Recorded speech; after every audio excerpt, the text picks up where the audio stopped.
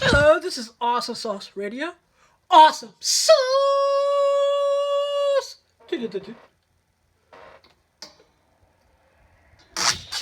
Ah! When blind people break their mic stands. I did that just fall. Just leave it like that. Leave it. Leave it. Leave it. Go, go, go, go. Leave it. This is Awesome Sauce Radio on the on Demon Seed Radio Network, www.demonseedradio.com. I'm your mentally undeveloped party host, Blind Adam Wonders. I'd like to give a shout out to two of my sponsors, and they're going to play an interview with one of the greatest comic book creators and filmmakers of all time, Mike Allred, the creator of Madman, The Atomics, Red Rocket 7. He did the opening sequence to Mallrats, the greatest movie of all time, Chasing Amy, all the Bluntman and Chronic artwork, and he was in the opening comic book convention scene. His comic book graphic musique from Dark Horse Comics, issues 1 through 3, became the movie G-Men from Hell. Cover artist in Batman 1966. With Peter Milligan from Marvel, he did Ecstatics. His wife, his colorist, is Laura Allred. They did, and you can go to eBay/Comic Pop Collectibles. Hey Lauren, how you doing? He did the Rebirth variant for Comic Pop Collectibles with Harley Quinn. So Harley of Two Worlds. It's one of the greatest Harley Quinn covers of all time. You got the new version of Harley Quinn sitting right next to in the original animated format. It's a homage to Flash 123. It's fucking awesome. Excuse my language. So go to eBay/Comic Pop Collectibles. They're amazing comics, amazing dentist stickers, original art. Tell Lauren, the mayor of Clowntown, Blind Adam sent you. I'm the mayor of Clowntown.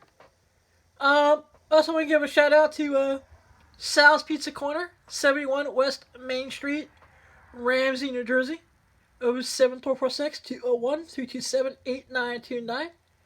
And to my good buddies, www.scottscollectibles.com, Europe's leading online comic book retailer, home of Lucio Perillo, Eva Mayho, Joshua Middleton, Ben Oliver, bunch of over peeps, exclusive and convention variants, original art, commissions. Tell them why not I sent you. Try the rest and I'll try the best. www.scottscollectibles.com. And now we're ready to get up the Pit Panda Doom with the interview. Okay, everyone, we have our special guest on the line. The legendary Michael Allred, who's the creator of Madman, amongst many other projects. How are you tonight? I'm really good. How are you? I can't complain. So how did you get your start in comics? They've just always been a part of my life. I feel like I've told this story probably way too many times, but I'll torture you with it just in case. I read it, so this is going to be nice to actually listen to it. Well, one of my very earliest memories is being up on a card table and my older brother Lee shaking it, trying to make me dance like a gunfighter would, shoot at somebody's feet. And so he's like, faster, faster, and I'm jumping up and down this card table. And the next thing I remember is waking up in a hospital bed with a concussion, but the bed is blanketed with comic books, which my brother had talked my mom and dad into buying for me in the gift shop. That back then, gift shop and hospital would sell comic books. I just remember them always being around, and very grateful for my older brother to have an amazing taste. So anytime we would go on trips or what have you, stop at the store, you get snacks, and we'd grab a stack of comics, and so they were just always there. And Lee and I would draw our own comics, and at some point, I just started turning things into publishers when I figured out how to do that, and they started paying better than my regular job in broadcasting, and so as of January of 1990, I've been doing comics full time. Oh, wow. Yeah, I was impressed. I was actually surprised when I was researching how far back your career actually went. You know, because I didn't discover your work to the mid '90s. What was it like broadcasting and being a broadcaster in Europe? Oh, that was phenomenal. I got to see. I can't think of anywhere in Europe I'm longing to see that I haven't been able to. So that was a great experience. The main drawback of that was, I get flown around to all these different places to cover stories, but Laura and the kids rarely got to go with me. That changed when we became successful in comics in the mid 90s. So you really didn't miss anything. If you picked up on my stuff in the mid 90s, you only missed, just a few years. Like I said, it just ties into segue into one of my other questions. Is I discovered your work through Chasing Amy. Oh, okay. Yeah, so that's 97, I think. Yeah. Right. But because of the success we've enjoyed in comics, people fly us all over the world to go to different festivals and shows and store signings, and so that Laura and I have been able to share in a very wonderful way, and oftentimes our kids get to come too. Yeah. What was it like working with Kevin Smith?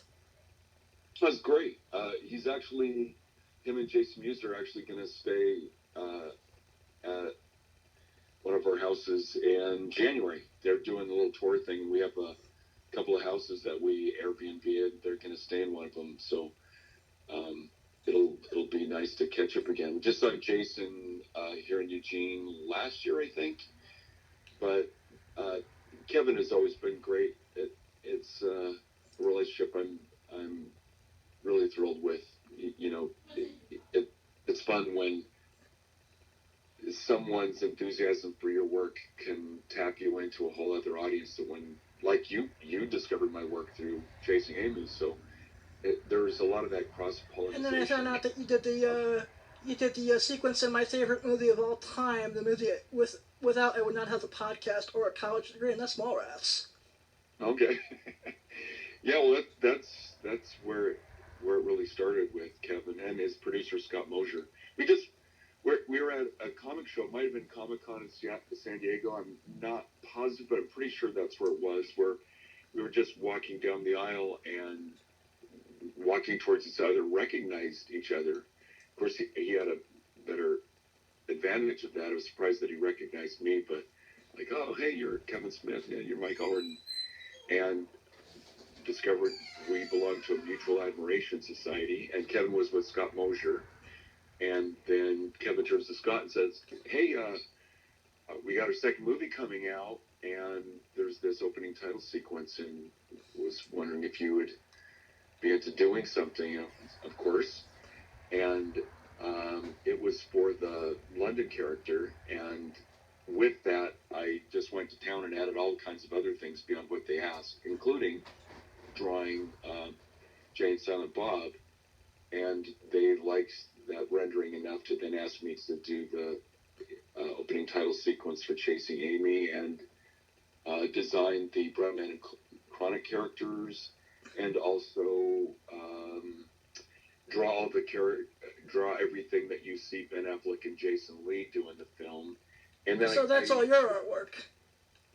Yeah, everything you see them do, I actually drew. Even you will even see a shot on the drawing board of some pencil stuff, which I did. Well, for me, it will be audio described, but okay. And then, of course, I got to deliver the opening line of the film too. So yeah. which leads into my favorite scene in the entire movie. Yeah, no, it was fun. I actually had a new video camera at the time, and I shot a lot of behind the scenes stuff, which I gave to Kevin and Scott. But it's great fun to watch the movie, and you see me with Ethan Suplee, and then they immediately cut to Ben Affleck reading a Madman collection, who was sitting right across from me. So That's great. And of course, it just leads into the whole Tracer scene, which is, I was told by my friends who are rankers that never to call them tracers, or that could really happen to me. That's amazing. Well, Casey Affleck, Ben's brother, who of course is now an Academy Award-winning Best Actor, it's him and Scott Mosier, the guy who's getting in the scrap. That's the producer of the film. So and it's amazing. This was all before even Good Will Hunting came out. So I think at that point, Ben was best known for playing the jerk in Mallrats. So everybody was pre-explosion, and it's been amazing to just see where everybody's gone. It's very gratifying. Oh yeah, it's great. How did you come up with the character of Madman? Well, so the early '90s were me largely just trying to figure out what I wanted to do. I knew what I wanted to do on a daily basis, but I didn't really have an overall game plan.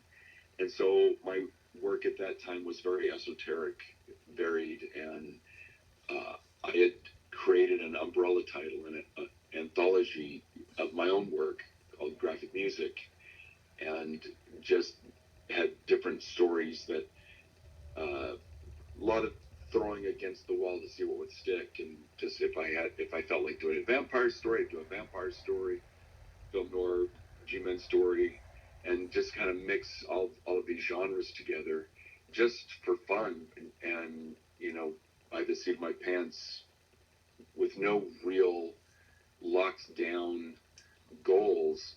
And this was largely because I kind of got caught high and dry. The reason I left broadcasting in Europe was because I got a one-year contract for a company called Kamiko with Steven Seagal, who later would co-create Ben 10. But he was writing this series called Jaguar Stories with me as the artist, and Kamiko bought it as a 12-issue series, and with a very generous page rate that allowed me to, roll the dice and move back to the States and do comics full time. But a few months after moving back to Oregon, they went Chapter 11, and the checks stopped coming. So I was in a bit of a panic, and so everything that I was doing off to the side besides this professional gig was very experimental and playful and just kind of goofy. So at that, I was scrambling, and for a few months there, Laura became the breadwinner, working as a manager at a jewelry store. And then I had created, in this mishmash of stuff, I created a character named Frank Einstein, who was just kind of a version of me, a character that I could kind of relate my feelings through, but a Frankenstein's monster kind of character. I've always kind of had this, the great mystery of my life is why someone as beautiful and wonderful as Laura would like me. And so that was kind of the inspiration for that character, who has this girlfriend who adores him, but he's all scarred and messed up, and like, so it's a mystery to him and doesn't take it for granted. And then when our kids became school age about that time, and would come home, and either their friends or they would actually ask, "Hey, show us what you do." They'd tell their friends, "My dad does comic books," and then they would look at the stuff, and again, it was just so bizarre and a little more, certainly more adult oriented. And I realized that there was something that I wanted to tap into for my youth that I think my kids could appreciate. And so I just kind of threw all of the characteristics of the comic books that I loved as a kid, chucked them in a blender, and threw them on this Frank Einstein character, who was my favorite character at the time that I was playing with. Pretty much just, in the simplest explanation, threw a costume on him and turned him into an adventure character, and started drawing an adventure comic. And around that time, I met Kevin Eastman, who had formed his own publishing company, Tundra. He co-created the Teenage Mutant Ninja Turtles and was putting a lot of his success into this company where he wanted creators to have the advantages that he had with teaching us how to take advantage of owning and controlling your own creations. And so just a very generous guy. Kevin's awesome. I thought he's been a guest on the show like twice, and just nothing but generous. Well, I largely owe my career. There's a handful of people that just really took me to places that I wouldn't have gotten to otherwise. Frank Miller and all the guys in the Legend and print would be in that category. Bob Schreck, who put us together. There's just these key moments where just the right place, right time with the right people. And that was what happened with Kevin. I turned the Frank Einstein character in costume, I was calling the Spook.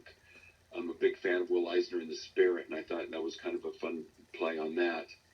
And we were in San Francisco, the Oakland WonderCon show, where I made T-shirts to sell, because up to that point we were actually doing really well selling T-shirts of that were advertising the comics. People would go to a show and not familiar with the comics, they still thought the T-shirts looked cool, and that actually helped us make ends meet.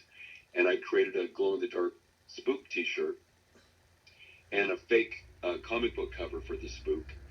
And Kevin really dug it and made this really nice offer for a series. We had a beautiful budget for promotions, and we just went to it. And so I did these 3 square-bound volumes of the first Madman series, 48-page. I was so enthusiastic, I even did this flip action sequence for the corners. And we were just about ready to go to press, and they had done a trademark search, and somebody had filed an intent to use for the Spook. So I had to scramble for another name for the character. Oh, wow. Yeah. This I did not know. This is fascinating. Oh, yeah. If you look at Eric Powell's Goon collections, I wrote an intro for one, and because for a few weeks it was going to be called The Goon, and I created a logo and everything for it. And that logo is seen in this introduction in one of these Goon collections. And so, of course, it was good that for both of us that I did use the Goon, because it's a perfect name for his character, and it wouldn't have worked as well for mine. But I was on a plane going to a show, and I was rereading one of my favorite books, which is Catcher in the Rye, and the protagonist, Holden Caulfield, always uses madman as an expression. He ran like a madman. She screamed like a madman. This is okay. a madman. And I just thought, wow, that could just be the perfect name for this character. And so presented it to Tundra, and it cleared, and the rest is history. Awesome. Like I said, are you surprised that it's really stood the test of time? Yeah, especially since I don't really work on it that often. I will do a special every once in a while, and they always do really well. And if I post an illustration of Madman or any of the characters on Instagram, they just get more likes than almost anything else I might post. So it's nice, yeah. Everybody wants their work to be appreciated. And after the success of Madman, it was so successful, especially when Kevin kind of retired Tundra for whatever reasons, and I landed at Dark Horse, and as successful as it was at Tundra, Dark Horse exploded it out even more so. And I didn't want to be the Madman guy. There were so many other things I wanted to do and other things I wanted to play with. And of course, Jack Kirby is one of my biggest heroes, if not my biggest hero. And he has created so many iconic characters. I wanted to have a lot of that in my career, and move left and move right, and just unload all this stuff that's in my head. So I was doing with Madman, I was creating all these fun characters as supporting characters, but I also wanted to do these other things and had other concepts that didn't fit into the structure of a Madman series. So I wanted to do other things, and I have had a lot of fun and success with collaborating, and will then always come back to my own personal stuff. And ultimately, almost everything I've created on my own fits into the same universe, and so I call it the Madmaniverse. Nice. And the next installment for the Madmaniverse hasn't been officially announced yet, but in the spring, a 4-issue series will come out, and it's called X-Ray Robot. And Madman actually makes an appearance in that. That's awesome. What are you allowed to talk about what X-Ray Robot's about, or not yet? Not yet. All right, fair enough. In fact, I'll just let that title hang out there. You want me to edit that out, or? Oh, no. I think it works as a nice tease. All right, cool. Any updates on the alleged Madman movie that Robert Rodriguez was attached to at one point? Oh, not at one point, for like a decade and a half. We worked on it and played with it, and the closest we came to moving it into production was actually right as Spy Kids was coming out, and that was so successful it surprised everyone, and everyone involved felt that if they were going to do sequels, they had to do them right away, because the kids weren't going to stop growing. So that threw off what was going to be, that production slot for Robert. And super busy guy. I was going to co-direct it in the way that Frank Miller did with Sin City, and then I got involved in other things, and then he got involved in other things, and it was like every time there was some movement forward, something would kick in to trip us up and slow us down and detour us. And eventually, I just started to feel bad, because he would keep optioning it, and I made way more money just optioning the film than if Universal had made it in the first place, which is where I met Robert. It originally was at Universal Pictures, and they asked me for directors that I would be into doing the film, and Robert was right at the top of my list. And Robert's perfect, because he's a fanboy. Oh, yeah. I think it was right after Dust at Dawn came out, and he'd done Desperado, and I was a huge fan of how he built his own career off El Mariachi, and he's continued that work ethic ever since. He's created his own movie Disneyland in Austin. If you go on his property, eBay now. New items. One new listing matches Chase and select Bob's stash. So I want to go there just for that now. Oh man, but he can get up. His house looks like a castle that overlooks a cliff and water. It's just beautiful. It's everything that you'd ever want to play with for fun, from vehicles to. Well, it's not for me to say, but yeah, no, I get it. a turret. You can actually, he can roll out of bed, go across the driveway, and there's this huge facility where he can make a movie. That's awesome. I met him at New York Comic Con in 2015 because he did a variant for Teenage Mutant Ninja Turtles 50. And I had my little digital Olympus with me. I was like, "Can I ask you a quick question for my podcast?" And all of a sudden, the head of that whoever's in charge of IDW, press came to the two of us like, "There's a line. You guys have to stop talking now." Well, he's a wonderful person. One of my favorite people I've ever met, and inspiring. Just how he doesn't wait for permission or approval. If there's something that he wants to do, he just gets it done.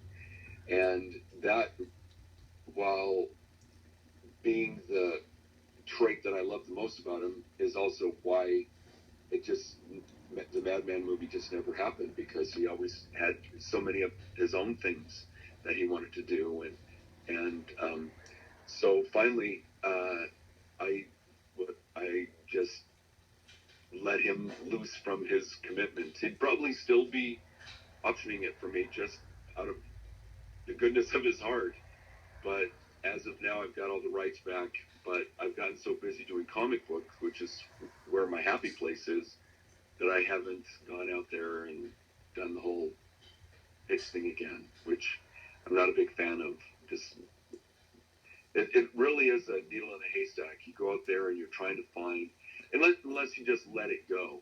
I could just, let my agent try to, put a deal together, but if it happens, I want to be involved and I want to be hands-on.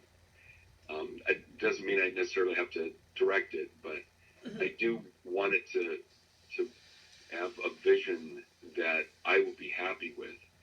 And it's hard to get out there and, find that needle in a haystack. I hear you. I just figured since we, everything is getting optioned these days, I was just wondering where it was at. Yeah, that's just, it's exciting and the money's good, but creatively, until you kick into production, and this was one of the fun things that I loved most about Robert, going down to his playground and meeting all these cool people, watching movies get made, and like I do little bits on his movies. I did a few things on Kevin's movies, but where I'm really happy is in my own little Disneyland that we've created here in. Oh yeah, I having someone read me the Golden Plates as of right now. Oh really? Well, I just like being home making comics, and it's really hard to even get us to get out and do shows anymore, because all of our kids live near us. Every Friday we stop what we're doing to do what we call Family Fridays, where Nice. friends and family and friends of family and friends of friends just come over here, and I have a stage. I have a band. So we can do karaoke. We play pinball. There's just That's all this. Nice. How did the that's awesome. How did the gear come about? It's just I made a film of my own called Astroesca, no budget feature, and this was. Which I still have on the VHS. Well, I made that really because I was following the El Mariachi model, and I wanted to show Universal that I can make a movie, and did. But what you have to keep in mind is, while here I make this movie for no money, everybody that looks at it, every executive, isn't going to be thinking, oh, look what this guy did with no money. They're just looking at it at face value, which is how you should. And where I was thinking that they would be impressed that if I could do this, this, and this for no money, if I had a budget and a production team, then imagine what I could do. Well, you can't you can't overestimate somebody's imagination, and I underestimated it. But I don't think I impressed anybody as far as executives wanting to give me, multi-million-dollar budget for a feature film based on what I did, in my backyard, essentially. So, but it was very fun to do. It was very satisfying. There's a lot of imagery in it that I'm really proud of to this day. And with that, I had dreamed out this whole project to tie it in with the Red Rocket 7 series and concept album. So it's a feature film, a comic book series, and then I recorded the album. And with the album, I just created my own Partridge Family with my kids and just forced them into the band. And, yeah. I like the way you took that, just forced my kids into the band. No big deal. Yeah. But it's amazing because that's where their bliss is. My two sons are very musical. My daughter too, and she plays with music once in a while. But Han and Bond are like hardcore musicians, like phenomenally talented, just like head spinning. Our oldest son Han worked at the Auditorium, which is the coolest creative space that you'll ever see musicians have, and that's the Dandy Warhols in Portland. And Han can play pretty much anything. Bond too, but his guitar, he's one of the best guitarists I've ever seen in my life. He's just phenomenal. Just naturally took to it. It is the weirdest thing. I showed him some bar chords. Like, here's how somebody can instantly, satisfactorily play the guitar. Show him some bar chords. Now you can play any song with simple chords. Just simplify it, boil it all down. So when I took guitar lessons, I was taught like cheesy stuff like My Uncle Rowed the Boat Ashore, and nothing that I wanted to play, nothing that made me practice. No songs that I would, aspire to. And so I think that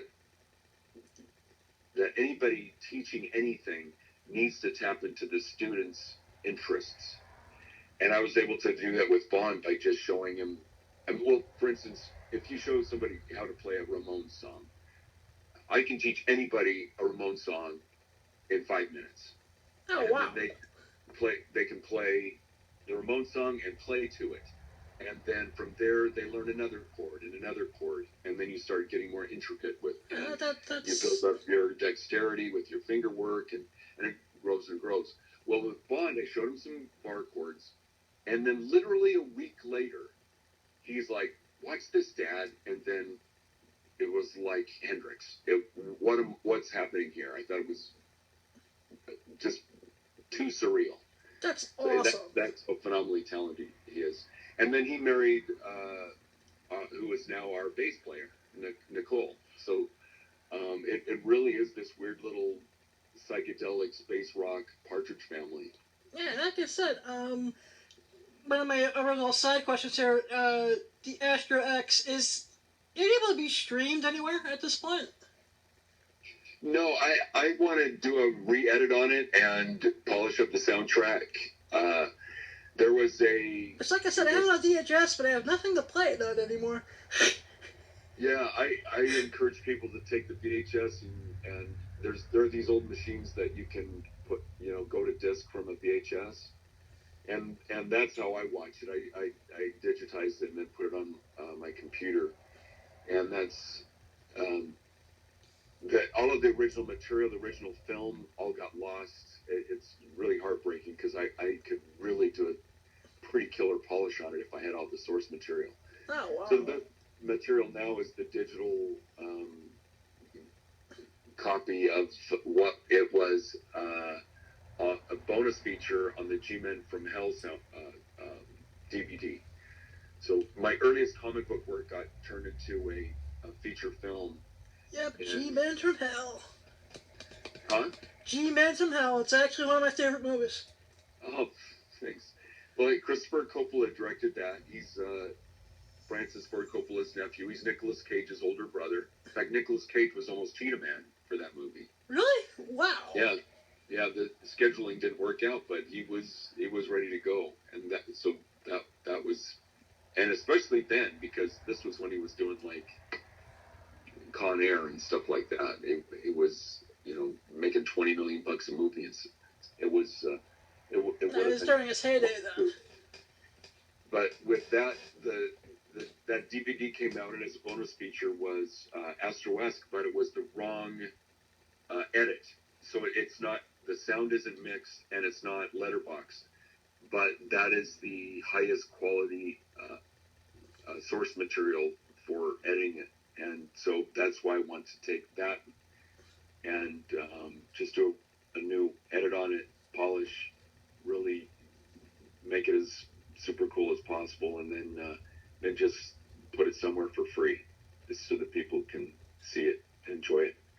Because there's a lot of stuff that, like, we went out on the dunes, and we had access to some pretty amazing locations, and some don't even exist anymore. This bizarre sculpture. It's like a 3-story sculpture that used to be in the center of downtown Eugene, and it's gone now. Oh, wow. And we have this very elaborate action scene on top of it and all around it. We had cranes. There's a lot of favors called in. So we really put what little money we put into it. It is all on the screen, times 10. So and it was a fun experience. So if nothing else, it's a very elaborate family. Like I said, with that movies. just and I would say this.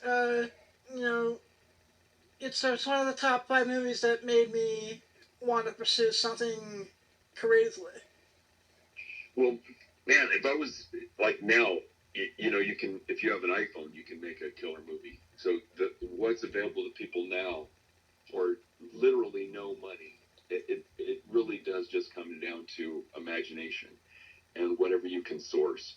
So if you have talented friends who can act, if you musicians for the soundtrack, those are your key expenses. But ultimately, if you have a good story to tell, what has always been the most expensive thing to get over is the cost of film. And now that's not even necessary anymore.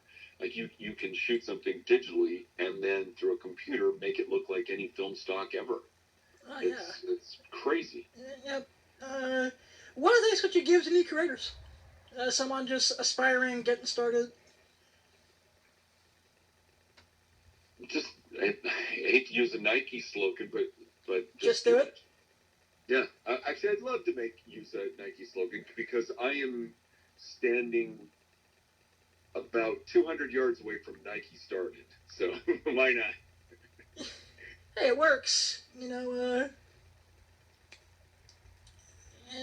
really is good advice. So. Yeah. Well, we overlook the University of Oregon, and Hayward Field is. I'm looking at it right now. That's where Prefontaine settled his track records and wore the first Nike shoes, and his Coach Knight, used a waffle iron to make the treads, and it all happened right where I'm looking right out my window. Oh, wow. Very cool. What was it like to play in the Batman 1966 sandbox? Oh. I'm saying that as I'm staring at your variant to issue number 1 on my hanging on my wall. That was the beginning of my childhood dreams just flying at me like crazy. That was that and the Monkees and the Beatles and Bowie. That's my childhood. And it was the weirdest thing that all of those things all just kind of became available to me creatively like one right after the other. And then, of course, the characters in comic books, the characters of my youth. New Gods was a favorite. In fact, Lee and I, my older brother, read New Gods in the waiting room at our guitar teacher. So, and we talked him into giving us the first appearance of Bug, and then Lee and I were able to make a Bug series through Gerard Way's imprint at DC, Oh, wow. and then of course doing the FF with Matt Fraction, and I worked on that with Lee too, and then doing Silver Surfer with Dan Slott, and at the same time I'm doing all the Adam West Batman covers, and then Lee and I did 2 stories as well, including the main title story, which ended the original series, which is one of my favorite things I've ever done. And then we did Batman 66 meets the Legion of Superheroes, which was another childhood favorite, the Legion of Superheroes. I may have to track that one down. I don't remember that one coming out. We did the last issue of the series.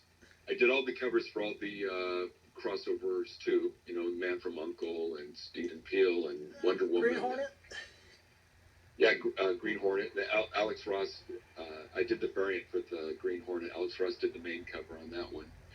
And it's just been like that. Then I was asked to do this Beatles project, which is yet to lock in. And then I did the album cover for the Monkees, did 2 artwork for 2 videos for their Christmas album. And that was on CD last year, and now is on vinyl. And that's a thrill. When we come home from school, you'd have Batman, Star Trek, the Monkees. That was my childhood, and here I've been able to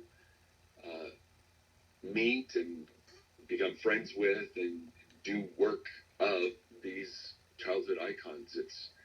It's mind blowing. And it sounds like what I'm starting to experience now with the podcast. Because this is like a dream come true right now, talking to you and learning about your career, and like I said, I know I told Laura this in the email, but I have a very rare eye condition, so I'm now like 95% blind. So that was amazing to me that you're a comic book fan. I've been since the age of 20. I had digit. Well, it's a degenerative condition, so I used to be able to see 20/20 when I was a kid. Right. And then when I said my condition started getting worse, my friend,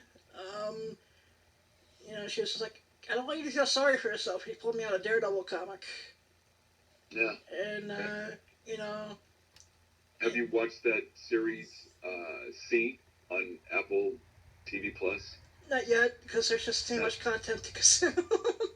Yeah, Jason Momoa. It's kind of goofy, but a lot of it has the brutal stuff is pretty intense. But what is most interesting about it is trying to create a realistic culture where everyone is blind, or almost, because the gimmick of the show are these kids that can see, but everybody else in the world and how they deal with being sightless. So it's a world populated by daredevils. Yeah, I mean, like I said, it's on my list of stuff to check out, but Mickey Mouse decided it needed to drop a streaming app, and I had young ones around me a lot, so that's what's been on the TV a lot. Mm-hmm. Yep, that formed a lot of the programming for me in the 90s and 2000s. The kids. Yeah, I mean, and they roped the older uncle in because they had all the classic 1990s cartoons that I grew up with, so I was like, ah, crap. Excuse my language.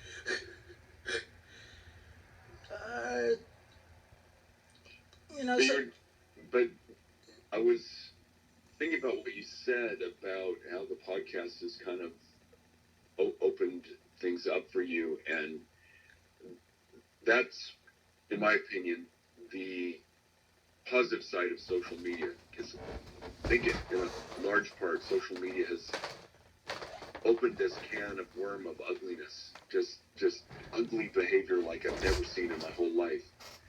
And it creates this anonymous license to be cruel and obnoxious and hurtful. And it makes me concerned about humanity, to be honest. There's just so many challenges that this planet has, and I want more of the good of people to help direct the world and, create more progress. And so when that doesn't happen as quickly as I'd like, I get very discouraged. But I also find that it's created an access among like-minded people of goodwill and creativity, and people who appreciate creativity, and that's where I found I want to be. Yeah. So, my whole, the whole, I'm encouraged with that. yeah, my whole, message when I started the podcast has always been, you don't need sight to have a vision. I never thought that I would, from my love of your work, Kevin's work, I can insert like 500 other people in there, Jack Kirby, of course.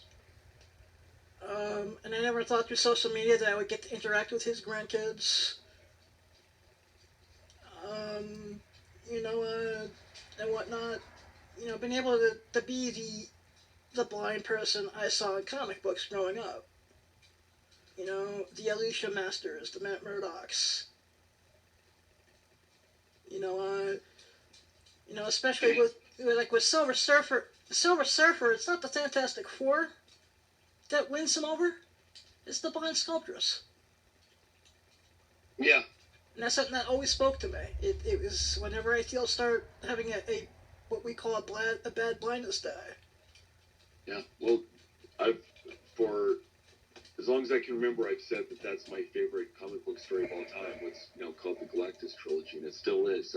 I'm so moved by the relationship between Surfer and Alicia, and yeah, it's very inspiring. What is there any treatment that can? At the moment, no. I mean, everything I get is like experimental, and because it's in the base of the retina, it's just way too difficult to try and treat at the moment. Is there a way to stop it or slow it down? Just vitamin A treatment at the moment, which keeps it pretty slow and not and just try to keep your eyes covered so it doesn't get a lot of sunlight in it, and just basic stuff like that. Yeah. Laura's dad is losing his sight, but yeah, I remember her telling me through the correspondence. But he's done better than what they predicted. With the original diagnosis, he was supposed to be blind by now, but he's still driving. That's good. What's it like to work with Laura every day? It's good for him. You don't want to hear about somebody not being able to see well, but they're still driving a car around. I don't like the idea of that, but I guess he's passing the eye test, so yeah. I mean, I'm sure at the state of Oregon, they didn't think he had enough vision to drive. I'm sure they would. He's in California. He's in California. Yeah. So at least he won't be running me over anytime soon. Okay. What is it like to work with Laura every day? Any advice for It's the best. It's the absolute best. When I started doing well enough to risk her doing it full time as well, because she loved her job. She liked working in jewelry and having her own thing, but to be able to be at home and be with the kids and work with me, it was a little scary at first. Like, what if something happens and we need that extra money? what she does is arguably more foundational. So it felt a little risky, but I think the main concern we had was that we would get sick of each other because we would then be spending every waking hour together. And like I said earlier, by being able to share everything, share every success, we work out every setback together, and we get to go everywhere together. Yeah, like I said, yes. I remember meeting you guys back at Boston Comic Con when you did my friend's variant cover to Harley Quinn #1. Okay. you did that Harley of Two Worlds cover. Oh, really? Okay. Yeah, my friend Lauren Becker, who was Comic Pop Collectibles, you did his variant. Okay. Yeah, well, it's the best decision we've ever made.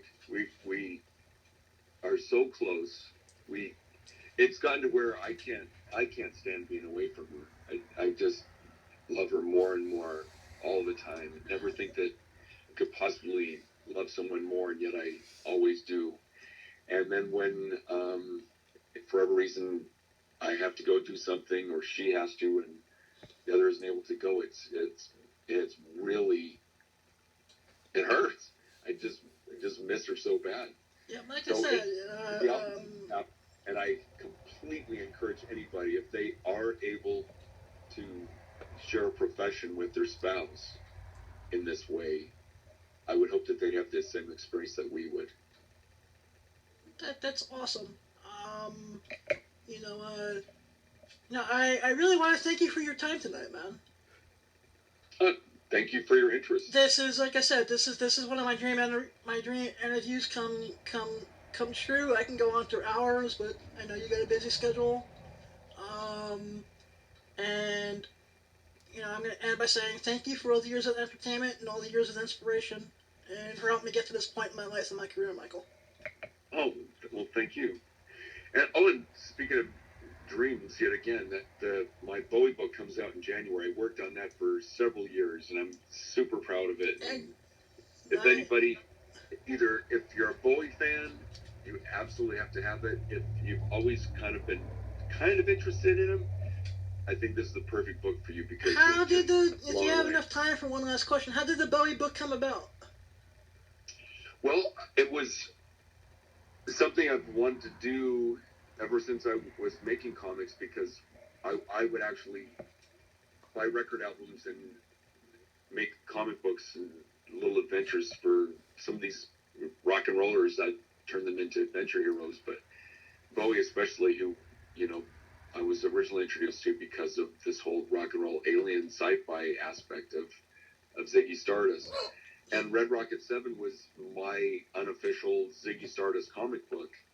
And with that, I drew Bowie in there. Well, Red Rocket 7 is inspired by Ziggy Stardust, but the actual real-life David Bowie is in the book as well. And then he referred to it in a song called New Killer Star, where he says, I saw my life in a comic. And we were going to do something official, but then it fell through. And so it was always in the back of my mind as far as doing something more, as like to do something that was like a biography, but also utilize the imagery and fantasies that the songs create. And so it was always something that was kind of in my mind to do, but it wasn't until a writer named Steve Horton emailed me out of the blue, and he said that he was confident that he and his agent could find the perfect deal to set up the perfect situation to make this book. And he did. He and his agent put this great deal together with Inside Editions, which is this premium publisher that does just the best paper, the best printing. It has spot varnish covers, super classy. And Steve wrote a draft of the script, which I used as an outline, and just jumped off of that. Used my old journalism training to deep dive into making sure everything was accurate, and then through my research found all these other events that I wanted to illustrate, and just packed it. It is just a very rich telling of his life up through the retirement of Ziggy Stardust, and then beyond that, I created a montage that teases out the rest of his life. So his entire life is represented, but the last chunk of the book is kind of like a trailer of what future editions might be if I were to go back to this and do more. But as it is, I'm buying a copy of this. This sounds awesome. Oh, I'm just an insane Bowie fan, and the only criticism I've received of the book so far is that I just maybe too much of a fan, because I don't get ugly with it. And a lot of people, when they're reading a biography, they just want to know the dirt, and it's pretty much just a big musical love letter. That's awesome. That's amazing. And once again, thank you for your body of work. Where can my audience find you online? It's always fun to talk to another human being. Yep. You have yourself a great night. Tell Laura I say hello, and I say thank you for helping me set this up. Of course. All right. Good Take night. care. Yep. Bye. Bye. Space.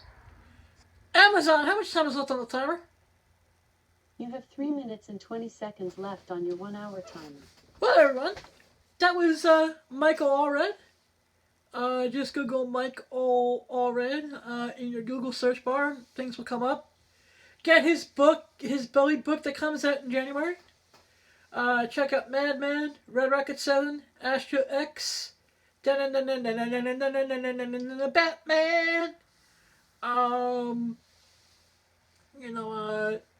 In the next episode, we will do updates. I'll let you know where I'm going to be at. I just want to wish everyone an amazing, happy Thanksgiving. Don't eat too much. Don't have food hangovers. Don't kill each other on Black Friday. If anyone wants to get in touch with the show, Twitter @TheComicPimp, www.soundcloud/awesomesauce comicpimpvip@gmail, 201-675-2104, Instagram @comicpimpvip@gmail, Facebook @awesomesaucecomics, COMIXX. This was a dream come true. Remember, if you can think it, you can put it in your heart. You don't need to have a vision. You can make any dream you want in this life come true. This is just so much blessed to have had Michael be a guest. Always keep one foot in the gutter, one fist in the gold. To be too hot to handle, too cold to hold. Go boom shaka laka boom yada ya ya, boom shaka laka boom yada ya ya. Now I am so blessed to have you all in my life.